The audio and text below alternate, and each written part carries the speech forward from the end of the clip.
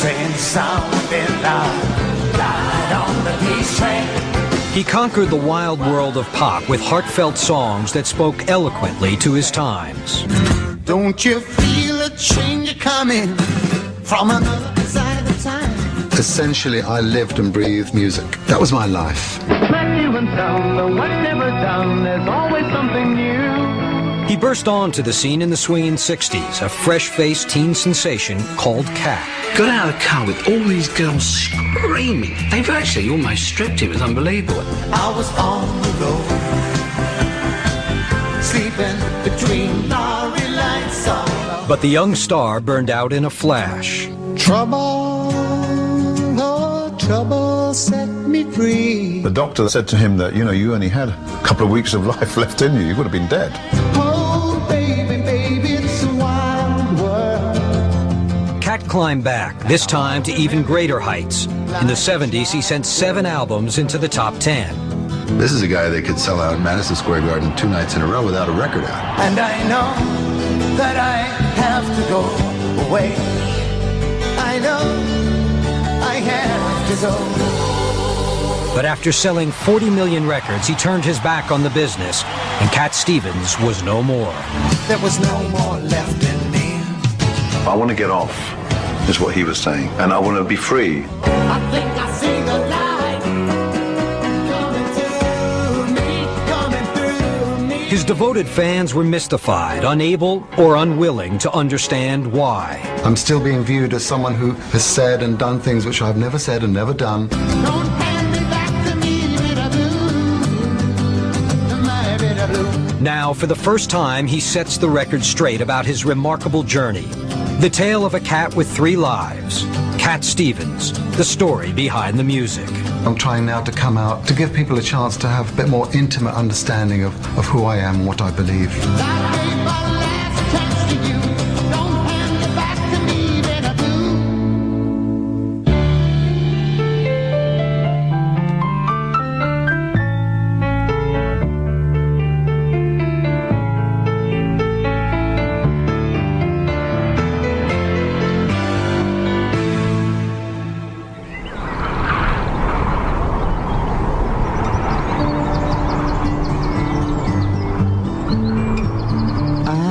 Listen to the wind of my soul.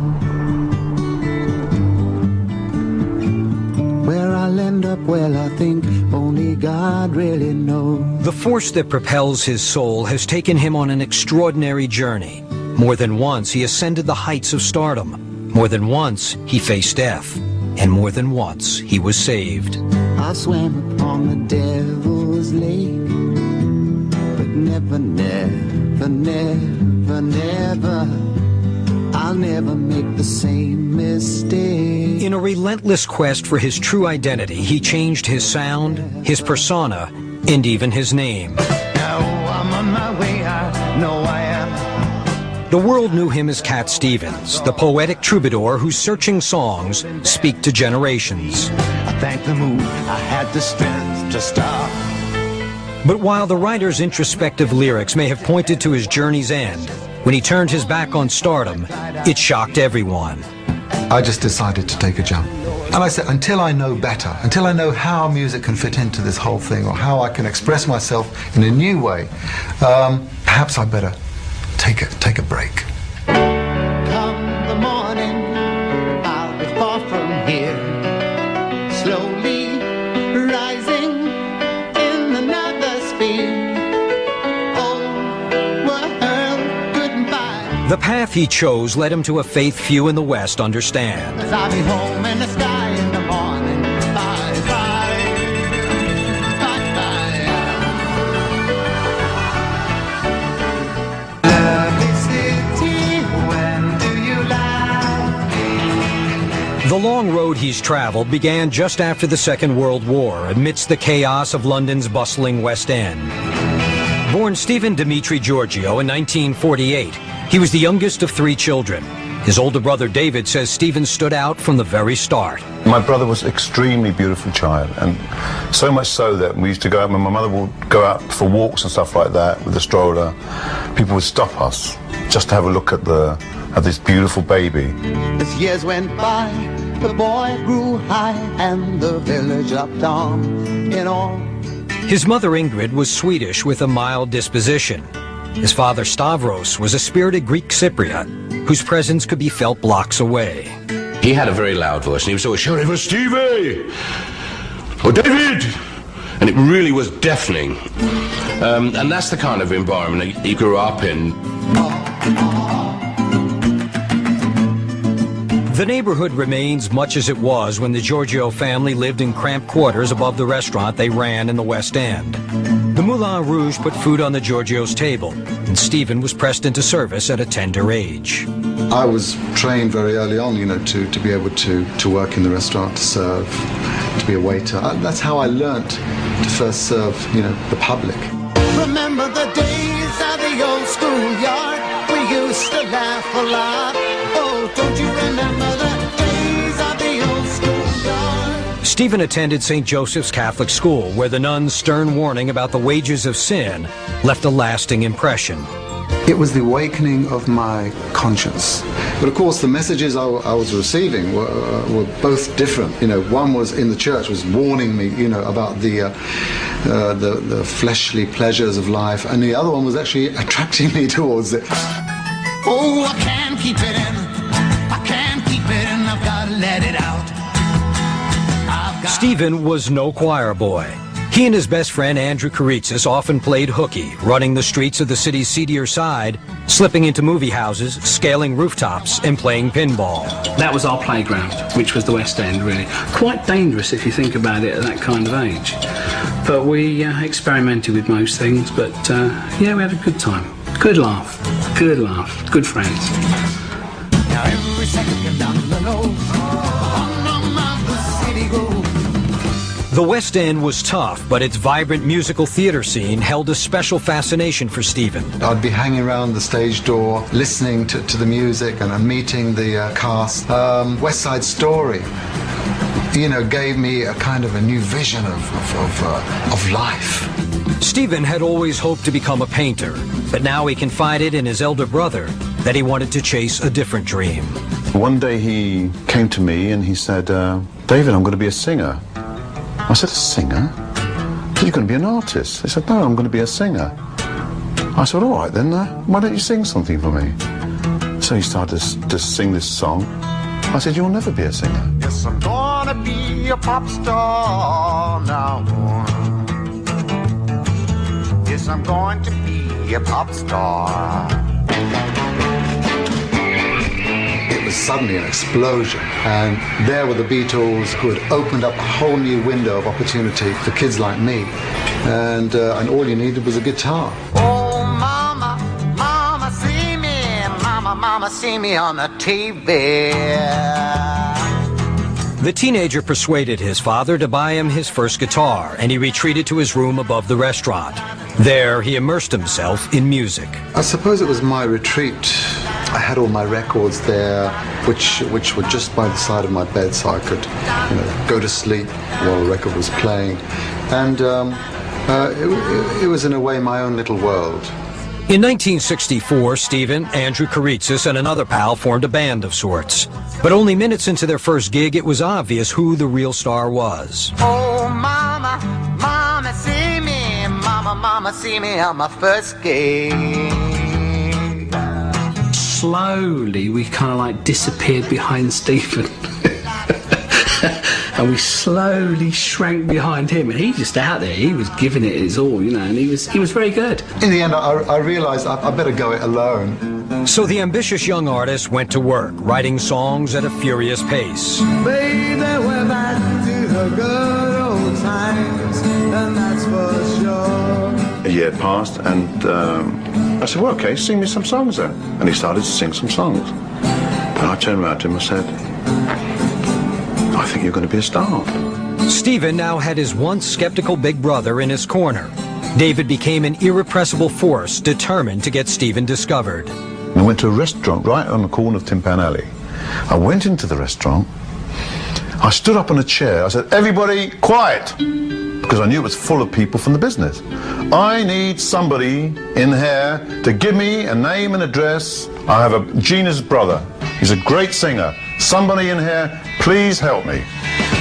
The first cut is the deepest. Baby, I know the first cut is the deepest. David's stunt worked. Through contacts he made that night, Stephen landed a small publishing deal. But his recording career didn't really get rolling until Stephen knocked on the door of producer-manager Mike Hurst. The doorbell went, and there's this kid standing there with a guitar case. He said, I wonder if you'd like to hear some of my songs. I looked at him and I said, what, now? He said, yeah. First song he played was called I Love My Dog. I love my dog as much as I love you. I looked at this guy when he finished and I said, you're bloody great. I said, that's a hit. All he asks from me is the food to give him strength. All he ever needs is love, and that he knows he'll get. I said, but what do you call yourself? And he looked very sheepish, very worried. And he said, he said, my name's Steve. He said, they call me Ket Stivъns. And I said, that's great. Oh, no, he said. I said, yeah, it is. I said, why did he call you Cat? Oh, he said, a girl thinks I got eyes like a cat. I'm going to get rid of it. I said, no. I said, don't get rid of it. I said, this is a great name. Here comes my baby. Here she comes now.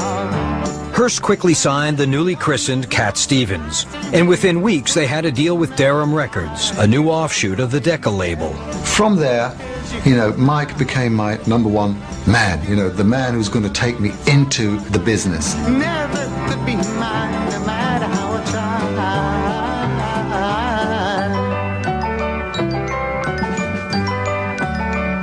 This He's one of the world's greatest singer-songwriters.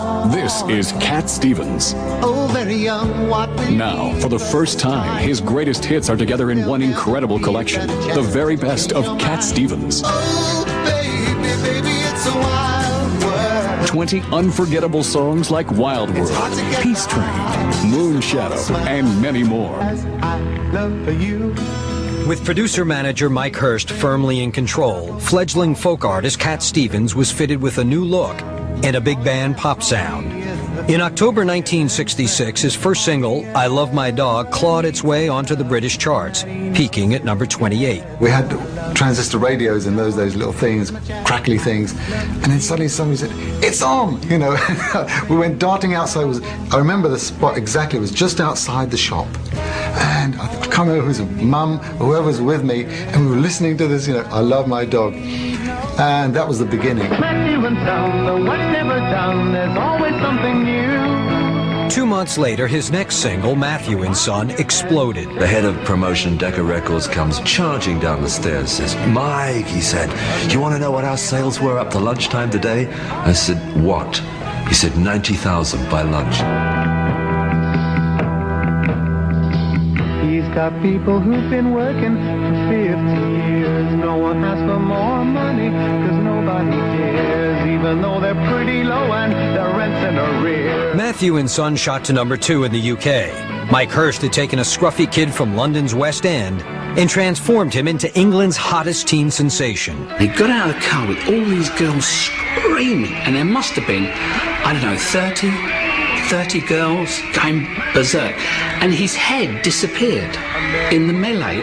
And I tell you what, I saw sleeves going here and these shoes, and they virtually almost stripped him. It was unbelievable. I feel cold and I want to get you by my side. The attention was overwhelming, but Cat Stevъns was in demand. He toured with an unlikely all-star lineup that included romantic crooner Engelbert Humperdinck and rock revolutionary Jimi Hendrix. Engelbert Humperdinck, he'd teach me how to drink port and brandy. Better bring another bottle with you, baby. Other substances, I suppose, which I learnt maybe from Jimi Hendrix and that crowd.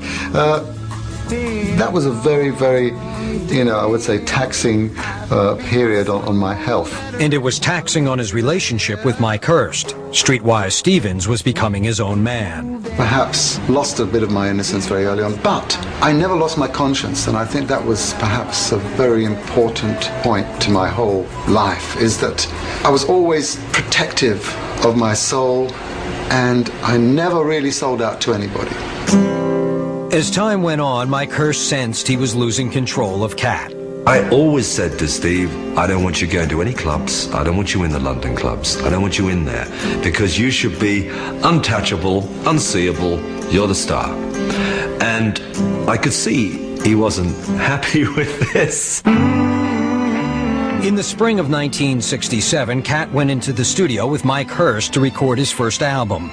But the idol maker and his headstrong protege were growing apart. The two disagreed about everything from the songs to the wardrobe. Suddenly I found myself with managers and agents telling me what to do. I was becoming a bit of a slave, you know. And I was trying to escape that. I'm gonna get me a gun. I'm gonna get... In a television interview in 1968, 19-year-old Cat Stevens gave the first hint that he was moving towards something much deeper than the standard pop fare. It started with Matthews, and people said, yes, you know, they wrote and they said, yes, so you've made me take another look at myself, and now I can understand myself a bit more. The moment I knew that, then I sort of kept it in my mind, and it helps me now. I do try and philosophize, I suppose, a bit in my songs. I'm not very good. I say nothing of importance, really, but it's all fun, isn't it? Is that, I mean, are you no more serious about it than that, really? No, I am. That's only a joke. In the blackness of the night, I see a shadow passing by from the heels of an old soldier boy. In reality, he took his songwriting very seriously. Influenced by the raging social and political movements of the late 60s, Cat wanted to add his voice to the call for change. We were living in a time of great change. I mean, you know, coming from the 60s to the 70s, the whole landscape was changing, and the youth were making it happen. Left me weary, nothing but a shell. Cat was running himself ragged, touring, recording, and writing around the clock. His health suffered from the relentless pace. Exhausted, Cat sought medical advice. In March of '68, he was diagnosed with a potentially fatal disease, tuberculosis. The doctor that actually discovered that he had TB said to him that, you know, you only had a couple of weeks of life left in you. You would have been dead. The frightened 21-year-old was rushed to King Edward VII Hospital outside London. Forced to rest, he began to contemplate the path he was on. Trouble, oh, trouble, move from me. I really didn't want to leave this world without knowing where I was going. And that was where I started my search, looking into the self, trying to find that place of peace where nobody could bother you, not even death itself. And so my mind begins to memorize, 'cause time will never seem the same. The reluctant pop star was finally able to take stock of the wild ride he'd been on for the past 2 years. He started to think about the future. He wasn't that happy with himself at that stage. Cat Stevens, in a sense, hadn't really been born in the true sense. Left alone in his hospital room, he could finally follow his heart, a soul-searching trek that would lead to some of the most introspective songs of a generation. There's an empty space inside me now.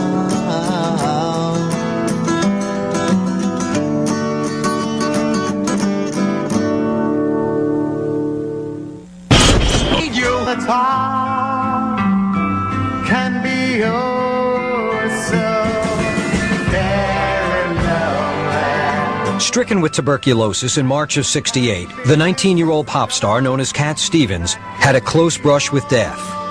But what was very nearly the end turned out to be a new beginning. I believe things are destined, and the fact that I caught tuberculosis, you know, was obviously, it was meant to be, because I had to have now a reflection. I had to get out of that world. I had to be taken, you know, out of the limelight, into this country, in a hospital, lying on bed. I have to think about my future, about my life, about my purpose. But I don't even know my name. In the spring of 1969, after a year-long recovery, Cat emerged with nearly 50 new songs, a new image, and a new attitude. Steve had changed. Wouldn't you? Wouldn't I? Of course. But not only had he changed because of his health, he changed because he was a stronger person. When I managed him originally, I was the leader. After 1969, I knew it would never ever be like that again. That was the end for Steve and I. So the pop star and his mentor parted ways. Now Cat Stevens was finally his own boss, free of his past, free to reinvent himself, and hungry to succeed. As hungry for it as anyone I've ever met. I think he had to prove something to himself and to his friends and maybe his family. Stevens chose agent Barry Cross to help him realize his dreams.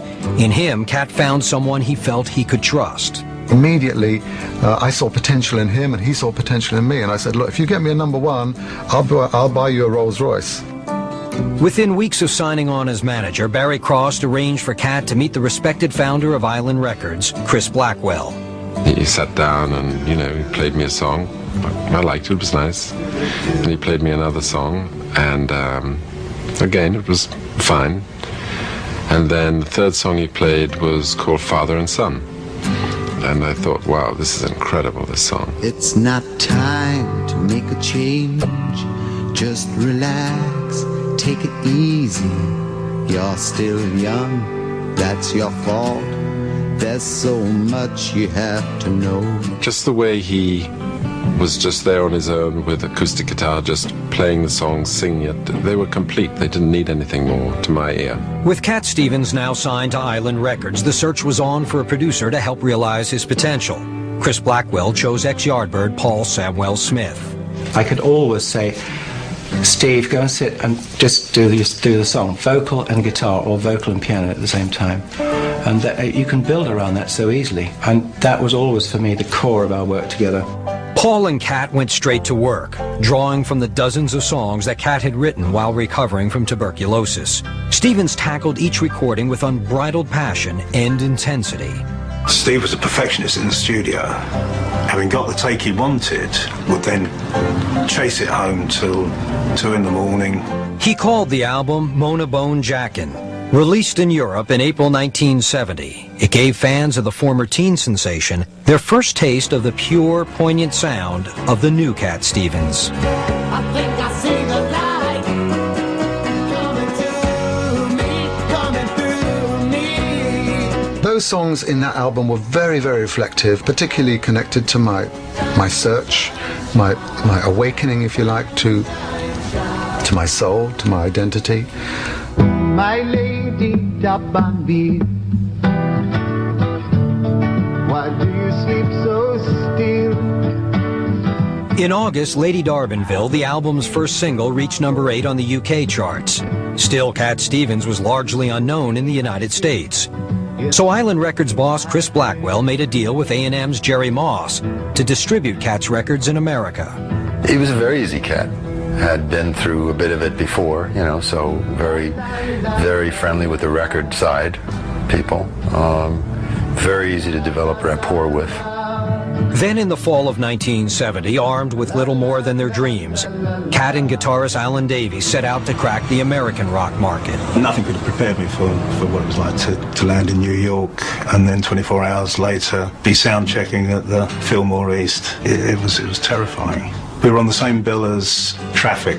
We played for 35 minutes, something like that. Walked off, and the place exploded. I wish I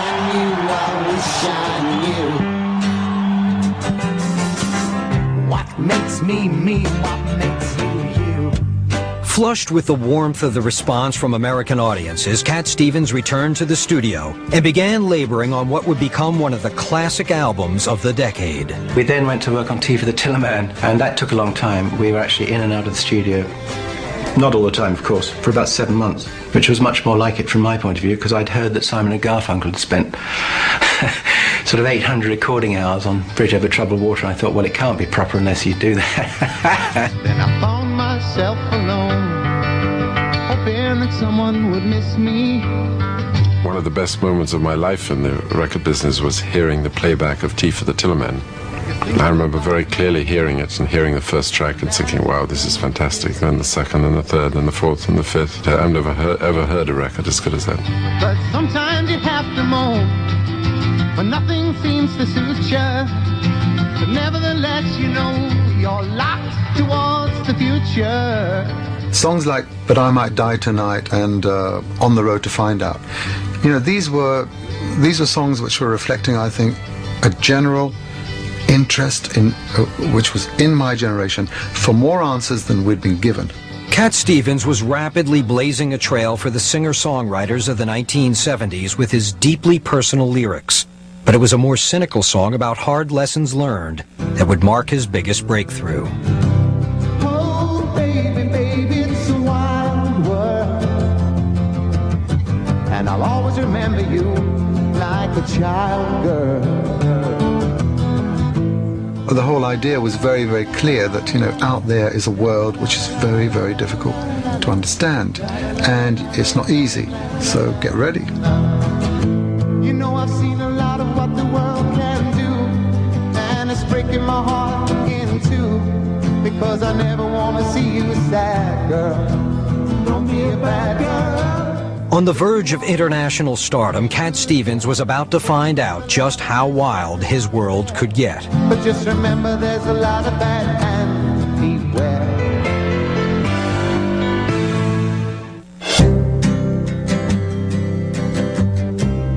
One who'll take me for myself. Tea for the Tillerman was released in November 1970, and the album established Cat Stevens as one of music's fastest rising stars. I will need nobody else. No, no, no. But it wasn't stardom he was chasing. Cat was driven by the music and looked for inspiration everywhere. I went into a bookshop in the centre of London, Charing Cross Road. Somehow I found myself in the religious department, and then I saw all these hymn books. I said, He had like a hymn book that we all had at school, Hymns Ancient and Modern, a little small hymn book. And do you know this one? Because he didn't actually know it. He'd worked it out, he'd just read the top line and worked it out, and worked out the chords underneath it. And I said, yeah, that's Morning Has Broken. We used to do that in the infant school. Morning has broken like the first morning. Morning Has Broken was just one of the painstakingly crafted gems featured on his next album, Teaser and the Firecat. It was a collection that included soon-to-be classics like Peace Train, The Wind, and Moonshadow. Yes, I am being followed by a moonshadow, moonshadow, moonshadow. Moonshadow, I call, you know, the optimist's anthem, because it looks at life extremely positively. Moonshadow was one of 3 hit singles off Teaser and the Firecat. The album, released in October '71, topped the charts on both sides of the Atlantic. I won't have to walk no more. Oh, Lord. Do not let the... Then, the 1971 release of the movie Harold and Maude exposed Cat's music to millions in the U.S. 'Cause there's a million things to do. You know there are. Director Hal Ashby used 9 of Cat's tracks to bring his cult classic to life. And if you want to be me, be me. And if you want to be you, be you. It was a great mood. Hal Ashby had this weird idea for this film, and I thought it was funny enough, you know, and certainly it was even serious enough to reflect my songs. His pace was relentless. In just 18 months, Cat Stevens had released 3 hit albums. I gave my last hope to you. Don't hand me back to me, bitter blue. My bitter blue. Now, rich beyond his wildest dreams, he fulfilled the promise he had made to his manager. Please help me lose this bitter blue. My bitter blue. He walked me into this Rolls-Royce showroom, and they're rather nervous of these people in jeans with their long hair looking at their cars, and we want to get in and sit in one. And a man comes up to Steve and says, you know, son, why don't you go and get your collateral together and come back in a few years? And he looked at the man and said, you know, no, I think I'll get it now. And he bought the car. Everything in Stevens' life was getting bigger. The money, the venues, the expectations. When his next album, Catch Bullet 4, hit the racks in September 1972, it became an instant bestseller, quickly making its way to #1. Audiences couldn't get enough of Cat. Oh, I can't keep it in.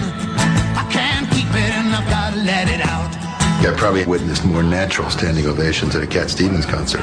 You know, sometimes in the middle of songs, that people would be so overcome. I mean, he reached people.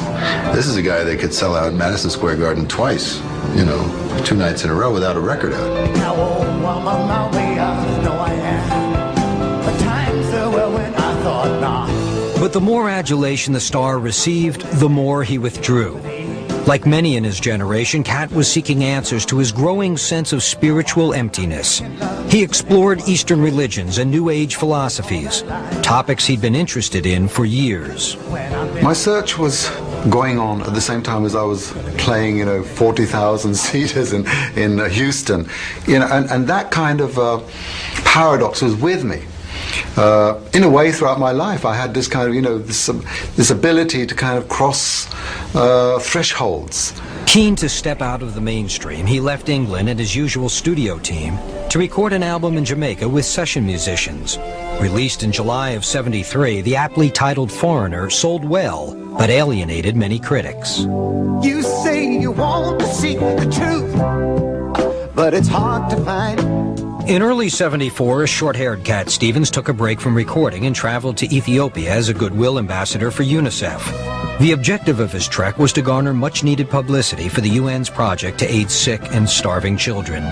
No one to help you, your friends don't have the time. Hey, hey, hey. Upon his return from Africa, a wandering Cat Stevens went back into the studio. Reunited with Paul Samwell Smith and guitarist Alan Davies, he recorded an album with a more familiar sound, but the title reflected a man increasingly torn between two worlds. I was traveling on some plane to a gig, and I had my little sort of icon, sort of Buddha statue thing, which I used to carry around with me, and I had a chocolate box in the other hand, so I said, look at that, you know. And if I was to die in this plane, you know, where would I be between the material and the spiritual? Oh no, don't say those same idle lies. Cat Stevens was more than a big star. He was a big business. And after recording and touring non-stop for nearly 5 years, he was exhausted. I'm sure I was pretty difficult to be with sometimes because, you know, I was looking for my identity and I was a chameleon. In his constant quest for answers, Cat latched on to another philosophy, numerology, which seeks to explain the mysteries of the universe through mathematics. Why was I born a 9, cursed repeatedly? The experience inspired the ambitious concept album he called Numbers. Released in October 1975, it sold quite well, but was far from radio-friendly, and record executives were left wondering where all the hits had gone. Know if I should die, no one needed me. At one time, Jerry Moss said it just sounds as if he's finding much more difficulty getting a song out, you know, because there'd be all kind of arrangements and complications, and then even the album graphics, everything became much more complicated.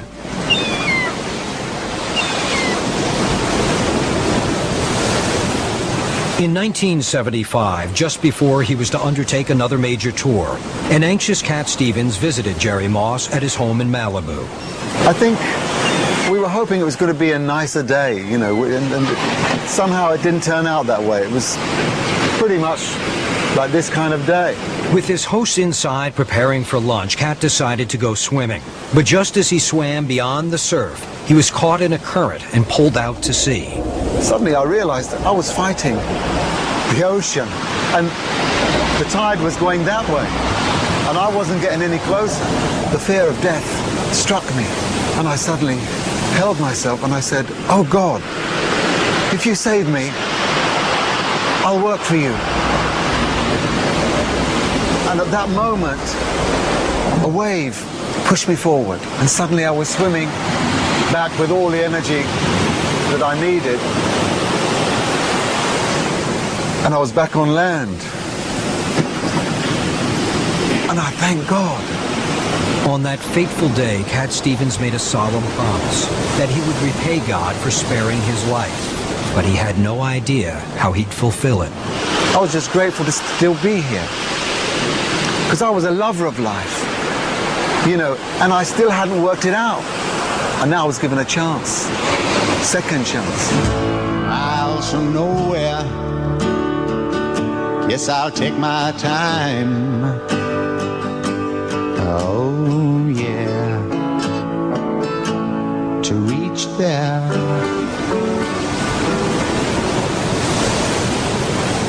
For nearly a year, he waited for a sign. It came in the form of a gift from his brother David. He just traveled to Jerusalem, and I suppose it was a mini sort of spiritual journey for him.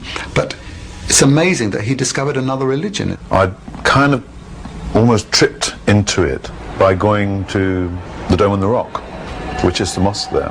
I gave my brother the Quran because I felt there was something very special in the religion of Islam. He sat there and he read this thing, and he doesn't do anything lightheartedly. And what he discovered in the Quran is a faith that he says is more familiar than foreign. Kat was learning that, like Christians and Jews, Muslims worship the one God of Abraham. When I first started reading the Quran, it wasn't a sudden, you know, bursting light. It wasn't like that. But it was, in a way, an immediate revelation that the first name that I read in the Quran was God's name. You know, I never knew that Muslims believed in God. One of the things that really surprised me, which made me feel very at home, was finding the names of all the prophets that I've read in the Bible. For the next year, Cat Stevens privately studied the Quran. Unlike his earlier explorations, this spiritual journey was one he seemed intent on completing. Come on now, it's freedom calling. Come on over and find yourself. To me, it was just a new awakening. And things which I've been writing about, you know, come on now, it's freedom calling. Come on over and find yourself. You know, I was now saying to myself, well, perhaps I'm being confronted with something that I didn't expect to find in my lifetime. You know, possibly the truth. Cat Stevens was a man in the midst of profound change when he set out on the tour he called Magic Hat in November 1975. It's not time to make a change. Just relax and take it easy. You're still young, that's your fault. There's so much you have to know. Find a girl. 6 months later, he played his final show of the tour in Greece. Due to a scheduling mix-up, Cat performed to a half-empty auditorium. The Magic Hat tour came to an abrupt end. And I know that I have to go away. I know I have to go. I gave up, plugged out my guitar and just walked off stage. Okay. Shortly after finishing Father and Son, he basically stopped off. And that cost me a lot of money as well, but it satisfied my ego. And that was effectively the last concert we ever did.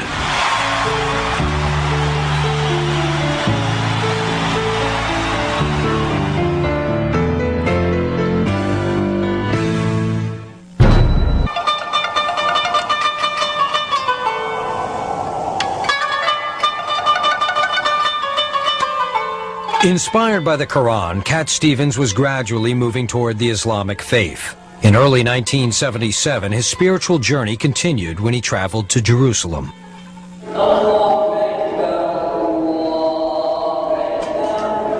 There I was, in the middle of, you know, this holy city, walking into this mosque.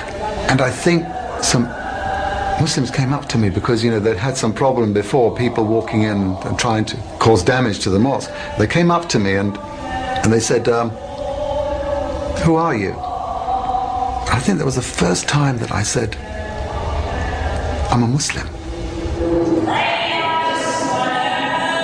Translated from Arabic, a Muslim is one who surrenders to God. Stevens was about to do just that, fulfilling the promise he'd made after surviving a brush with death in the waters off Malibu. But for a time, Cat Stevens would drift between the worlds of faith and fame. I was on the road, sleeping between lorry lights on a stone drunk and cold. In April '77, he released Is It So? The album harkened back to his earlier work, But songs like I Never Wanted to Be a Star clearly expressed his growing weariness with the trappings of stardom. I think I see the light, not another beat in the star machine. Oh no, this time I won't go. Cat's focus was clearly shifting. The 29-year-old immersed himself in the study of the Quran. And then Stevens came across a beautiful story that in many ways mirrored his own life. I think that revelation came when I read the Quran, and it was the chapter of Joseph, the story of Joseph, the son of Jacob. It was his story that really opened my heart, and I started to weep. And I said, this is not the word of a man. This is God's word. Allahu Akbar, Allah. When I accepted the Quran was indeed a book from God, it was natural for me to accept the prophet who received this book as being the last prophet. Allahu Akbar. Then, in December 1977, he walked into London's Central Mosque and embraced Islam. Now a true Muslim, Cat Stevens decided to change his name one last time. I suppose the name that I'd always loved was Joseph. In fact, that was the first name of the school that I went to, St. Joseph's. And of course, because of the chapter of the Quran, which really opened my heart, I said, that's the name. Later, my Arabic teacher who was teaching me how to pronounce Arabic, I told him that was my choice. He said, can't you use the Arabic pronunciation? I said, yeah, why not? So, Yusuf Islam. I thought it was a hobby right up until the time he embraced Islam. I made no distinction between numerology, Zen Buddhism, salt-free diets. It happened very quickly. How I found out, I can't remember it, by osmosis. Steve is now Yusuf. But Yusuf still had obligations as Cat Stevens. So in 1978, he made one last album.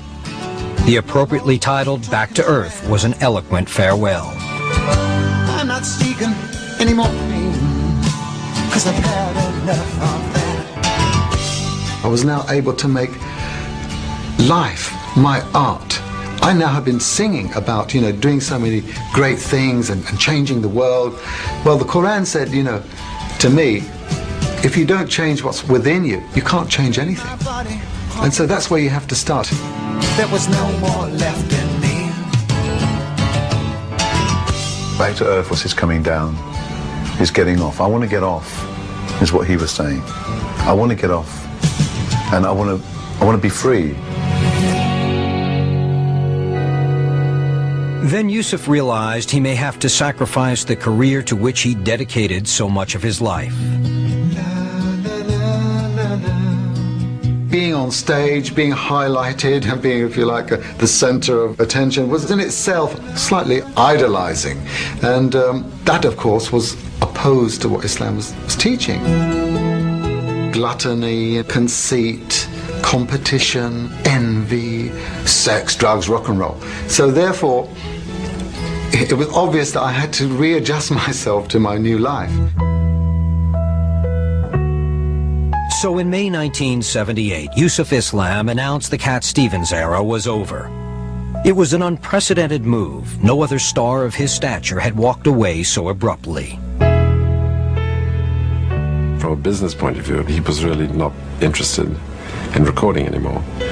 And since he was the biggest selling artist we had at the time, that was obviously disappointing. Billy Joel once said that if the devil was going to go into business, he would go into the music business. The music business is about egos. It's about inflating egos.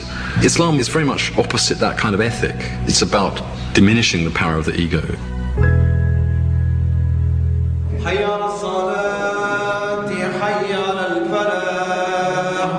Away from the limelight, Yusuf Islam began privately practicing his faith.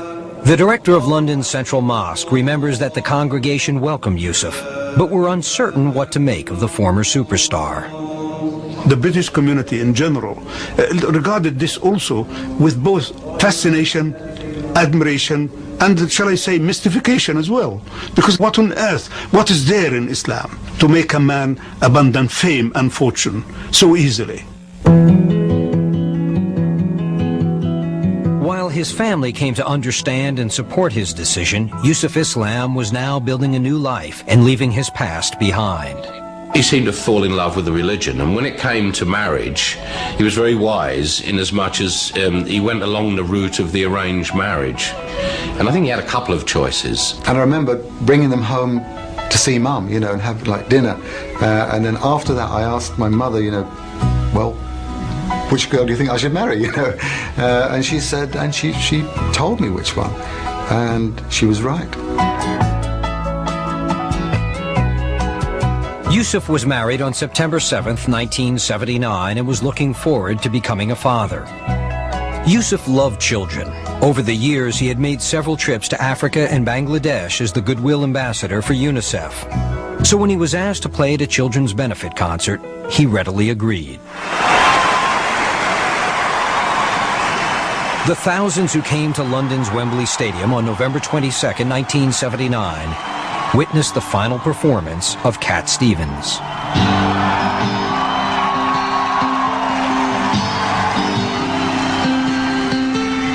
Many fans and friends grappled with why someone with such a God-given talent would turn his back to it.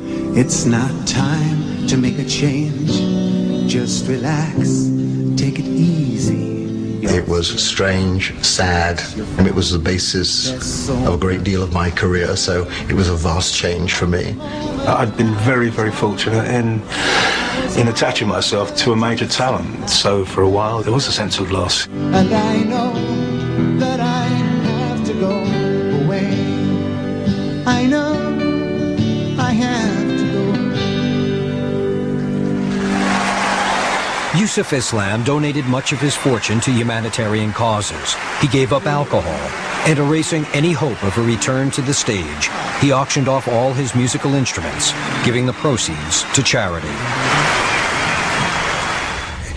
I was giving up a kind of a cultural crutch, right? And I didn't need that anymore to walk. I was now able to walk in the light.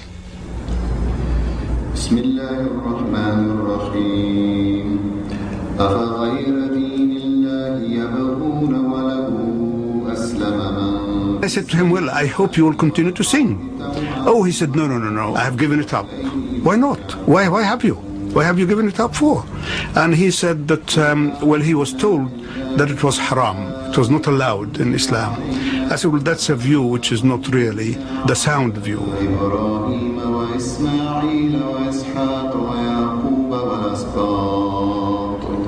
There were times when I listened to a lot of people, even as Muslims, telling me which way to go. And I was, you know, I was a little bit confused because there were different messages. Because there was nothing in the Quran which told me that music is forbidden. It doesn't say, music, thou shalt not play.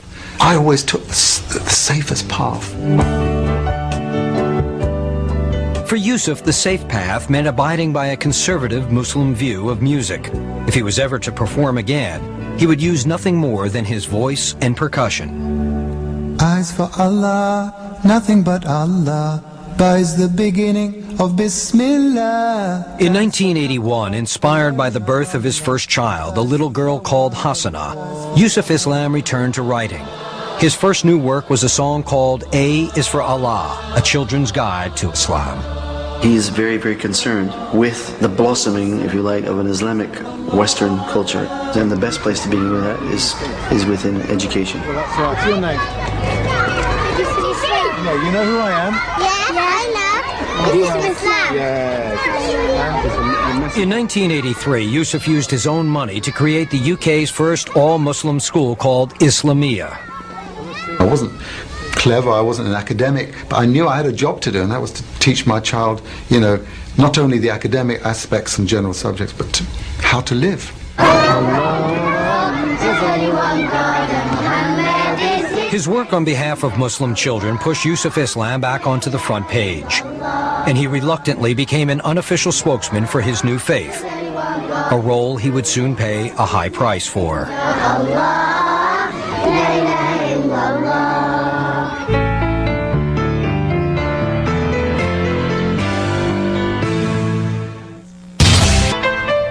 Oh, I'm on my way, I know I am, somewhere not so far from here. By the mid-1980s, pop star Cat Stevens had vanished into the shadows. Now, s.a.s. emerged into the light.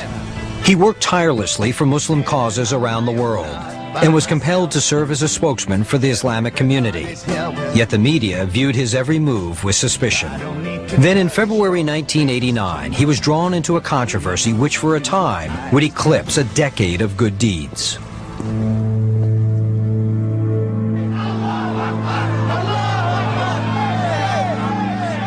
When British author Salman Rushdie was about to publish his novel, The Satanic Verses, it caused an outrage in Muslim communities around the world.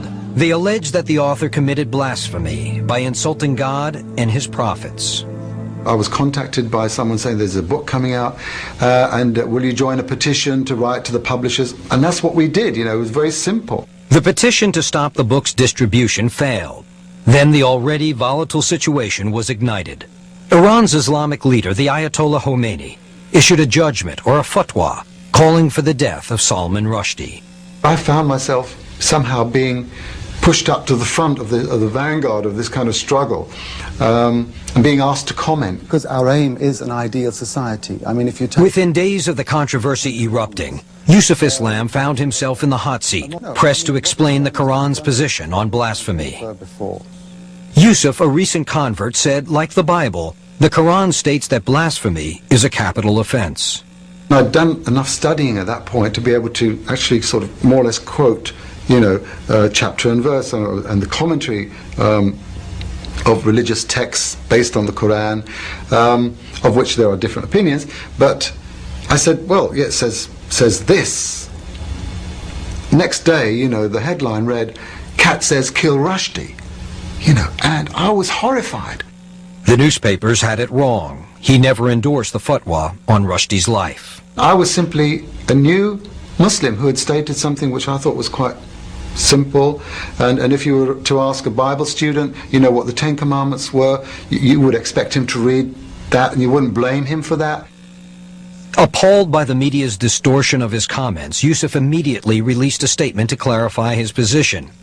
It read, "That is not to say I am encouraging people to break the law or take it into their own hands. Far from it." It went on to say, "Under Islamic law, Muslims are bound to keep within the limits of the law of the country in which they live, providing that it does not restrict the freedom to worship and serve God and fulfill their basic religious duties." I think I was a little bit naive many times. Perhaps I should have thought a little bit more before answering. But then again, I was expecting that people had good intentions, but it's not like that. In the end, few in the media paid attention to his attempts to set the record straight. There are no words I can use, because the meaning still leaves for you to choose. s.a.s. reputation was seriously tarnished by the controversy. Some shops advised their customers to stop buying Cat Stevens records, and one American DJ even destroyed them. Driving a steamroller over my records, and I thought, a strange thing to do, The most unfortunate thing about this whole episode was, I suppose, the way in which it separated me from my fans and from those people who had appreciated my words and my life and my journey. He had to pay the price. From suddenly being the star, he had to become the anti-star as a result. He had to be the sort of reviled one almost. It just had to happen.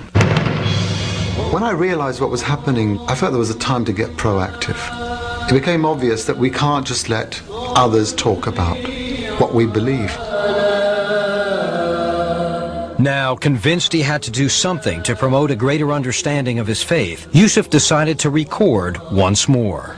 His life ever shines as a symbol of light and guidance for all time and for all people. In 1995, he released The Life of the Last Prophet, a CD of song and spoken word.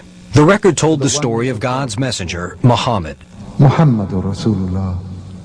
I wanted someone who was coming from a Western background, who knew very little or nothing about this man, about this religion, to tell them in 1 hour what it's all about. The experience was a turning point for Yusuf. Now he realized music still had a purpose. It could educate. It could serve his faith. Oh, the white moon rose over us from the valley of Wada.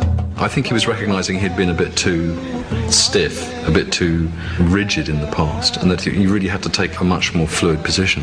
It's not all black and white. In many cases, music can have many, many positive effects. It can be very beautiful, it can be therapeutic, it can raise people's spirits. And we owe it to show gratefulness where the call is to Allah.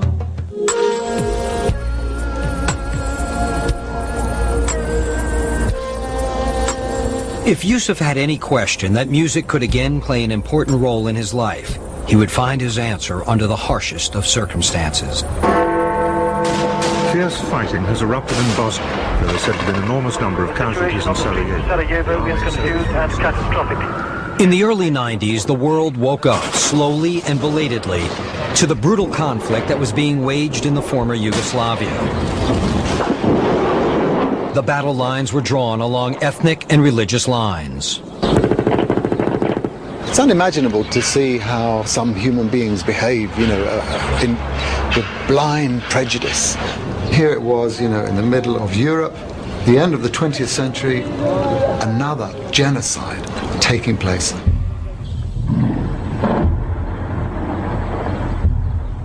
Oh, they've killed all the little ones while their faces still smiled.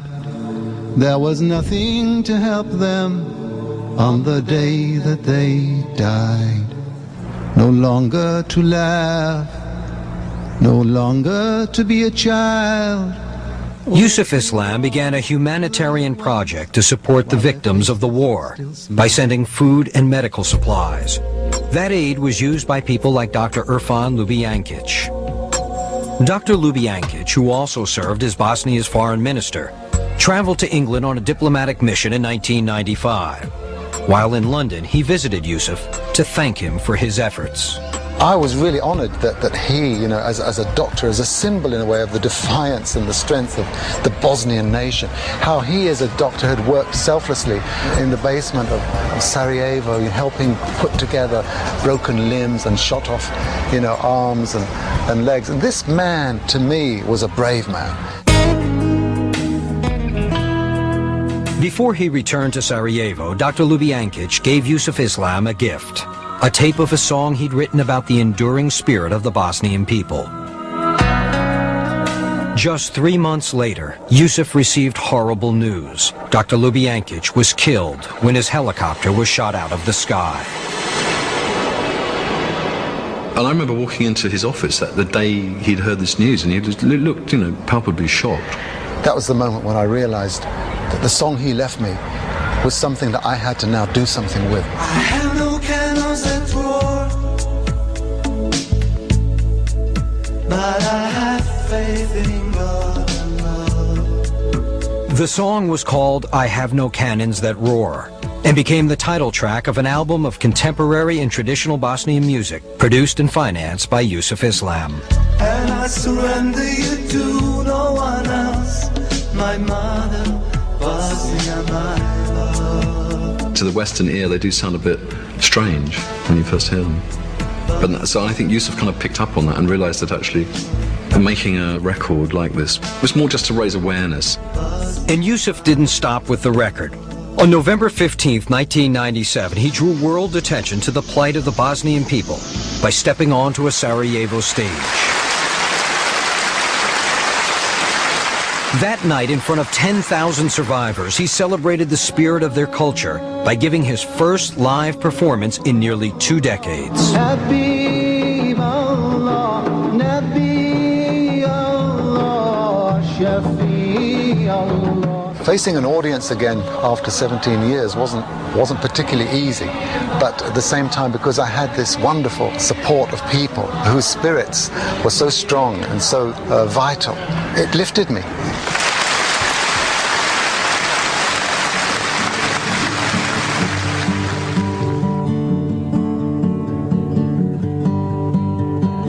It's so quiet in the ruins, walking through the old town. Stones crumbling under my feet, I see smoke for miles around. Now a fragile peace holds in the streets of Sarajevo, but the city and its people still bear the scars of war. Assalamu alaikum. We have come to see how you are now and how we can continue to support you. So we're here not just to sing, but to actually help rebuild lives, helping families, victims, invalids. That to me brings harmony to life. And songs give a background. If you ask me who my God is, on whose name I call, if you ask me who my God is, He's the God of us all, Allah the Merciful. In Bosnia, Yusuf has set up a foundation to aid orphans, the disabled, and the displaced. It is only one of more than a dozen charities he supports through fundraising, and with the substantial royalties he continues to receive from the music he made as Cat Stevens.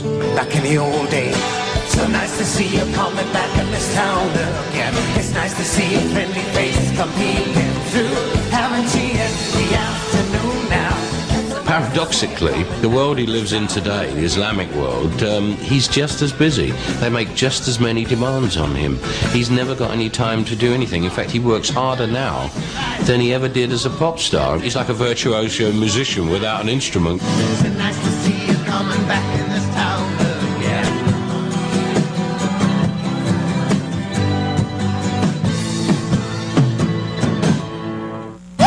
Music, movies. I've been happy lately, thinking about the good things to come, and I believe it could be something good has begun. From Mozambique to Malaysia, from the Sudan to Turkey, Yusuf Islam travels extensively as a humanitarian ambassador and philanthropist. Peace train sounding louder, ride on the peace train. Everywhere I go, there are people ready to shake my hand, wanting to meet me and talk to me and just listen to my experience. Hoş geldiniz. Esselamu aleyküm. Hoş geldiniz. Esselamu aleyküm. And so oftentimes I'm asked to just give talks and lectures in universities. I started reflecting my thoughts and those questions which were knocking at my conscience. I started writing those kind of lyrics in my songs. It's a wonderful experience. It's a wonderful road. I know we've come a long way. We're changing day to day. Back home in England, the father of five remains a vocal activist for education. Yusuf started his first school in 1983. Today, he runs 4. And after 15 years of lobbying, he helped convince the British government to grant one of them funding. It was a significant victory in overcoming the prejudices his faith often faces. All I try to do is to give a helping hand. Either give charity or educate, or stand up for human and spiritual rights. How great the beauty of the earth and the creatures who dwell on her. My religion teaches me to worship God and to care for the poor and the oppressed. And I think nobody's going to change my religion. So that's my work and that's my life. Here too are signs. God is the light, God is the light. Today, Yusuf's work includes a spiritual and cultural media enterprise. As a new generation is quickly discovering, the former pop star is still a creative and influential force. I use the development and the production of my albums, my books, to, if you like, express my art. And I'm very happy with the way things are going. Mountain of Light is my label through which I kind of express my artistic tendencies. Sallallahu ala Muhammad sallallahu alayhi wa sallam. There's very few people of his sort of fame and wealth who've actually directed it to sort of something really positive. He's actually done a lot of real good things with it. I mean, he's not necessarily done everything right. 'Cause I will learn to understand. If I have a helping hand, I wouldn't make another demand all my life. Whoa, whoa. After much searching, the man the world loved as Cat Stevens has found his answer. And faith has brought him a fulfillment that fame and fortune could not. It's the answer lies within. So why not take a look now? Kick out the devil's in. Pick up the good book now. His is an amazing journey with a moral foretold in the enduring words he wrote and the songs he sang all those years ago. I wouldn't see myself in any way slipping back into those old boots, that I used to wear, whatever color. But definitely communication is my business now.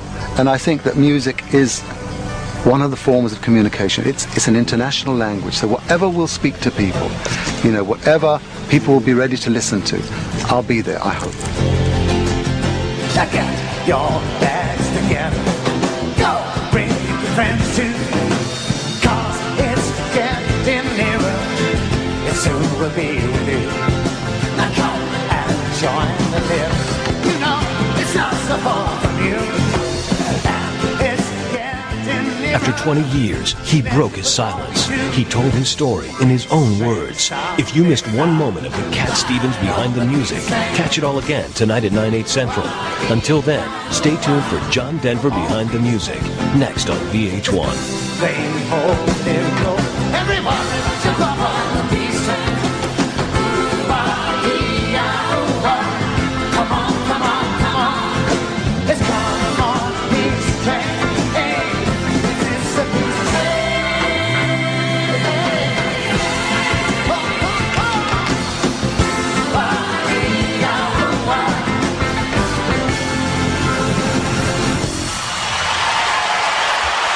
Thank you.